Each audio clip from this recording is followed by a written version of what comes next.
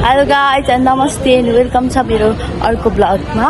अनि हजुर सन्चै हुन्छ होला, म चाहिँ एकदम सन्चै छु। अनि हामी चाहिँ आज कहाँ जान आँटेको भने चाहिँ आज चाहिँ हामी मुभी हेर्न जान आँटेको नि त। कुन मुभी भन्नु चाहिँ जारी टु मुभी। अनि हाम्रो मुभी हेर्ने टाइम चाहिँ 3 बज्यो हो, तर 3:10 भइसक्यो किनभने यिनीहरू ढिलो गऱ्यो नि त आउन। म अघि आएको, मैले पर्खिँदा गरेको तर पनि ढिलो भइसक्यो गाइज। अब हामी चाहिँ जारी टु मुभी हेर्न जाँदैछौँ, तपाईँहरूलाई पनि देखाउँछु अगाडि के हुन्छ भनेर। यिनीहरू जाँदैछ, यिनीहरू ढिलो आउने चाहिँ।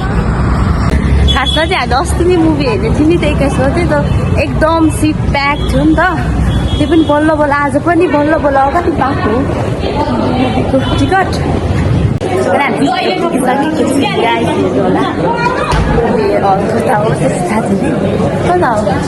जाँदैछौँ हामी चाहिँ।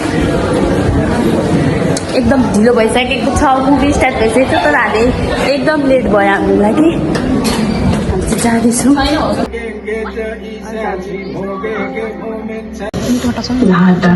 त्यति सिक पनि आउँदैन कि हाँस खेल रमाइलोको लागि हो भने फुल माया, सँगै मर्ने बाँच्ने माया हो भने जिउ माया।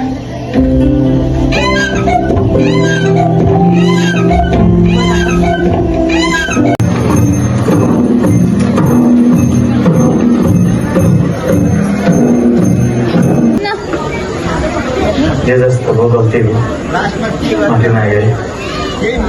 मेरो कुम्बाको मन लिएर नहोस्, मेरो कुम्बाको शिर सेसेगुन पत्ता मुनि जस्तो उच्च होस्, मेरो कुम्बाको चोलुन सबै सबै उच्च रहोस्।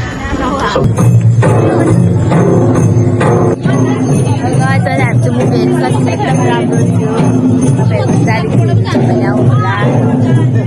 अनि अहिले चाहिँ हामी जाँदैछौँ, यसो देखेको छैन तर पनि गाई चाहिँ यहाँ एकदम मुभी हेरिसकेर निस्केको नि त एकदम राम्रो छ। जारी टु मुभी पकड हेरिसक्नुभयो, पकड हेर्नुभएको छैन भने एकचोटि हेर्न आउनु होला। सिट चाहिँ एकदम प्याक थियो आज, सबै सिटहरू पुरा प्याकै थियो। तपाईँहरू पनि हेर्न चाहनुहुन्छ भने आउनु होला। जारी टु एकदम राम्रो छ। अहिले चाहिँ हामी फोटो खिच्दैछौँ गाइज। हाम्रो साथीहरू मुभी हेरिसकेर अहिले चाहिँ रातिको 7:42 भइसकेको छ। अनि हामीले मुभी हेरिसक्यौँ, एकदम रमाइलो भयो। मुभी कस्तो भयो? मुभी हेरेर तर के भयो भने यस्तो भयो, जारी टु भन्दा चाहिँ जारीमा नै राम्रो लाग्छ क्या। सक्छु थाहै भएन। अनि हामी जाँदैछौँ। हामी 3 बजेको टिकट राम्रो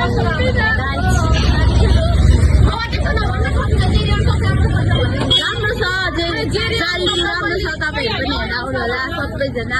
तर टिकट एकदम प्याक थियो, तर पनि एकदम रमाइलो भयो।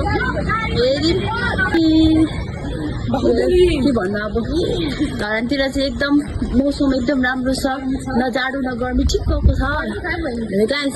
तर यिनीहरू कति पुरा आएर नि मलाई मलाई चाहिँ 3 बजी नै हिँड्नु लाग्यो। यिनीहरू 10:30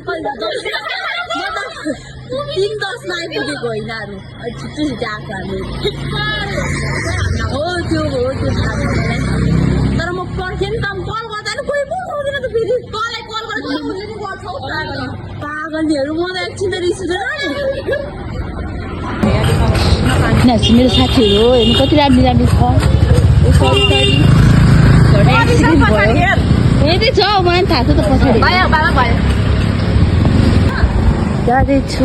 अब म चाहिँ यिनीहरू चाहिँ आफ्नो बाटो जान्छ नि त, अनि म चाहिँ आफ्नो बाटो जान्छु। यिनीहरूको घर चाहिँ माथितिर हो, पिछली चोक कि कतातिर। मेरो चाहिँ यता 10 नम्बर विशालपत चोक हो। एकदम रमाइलो भयो।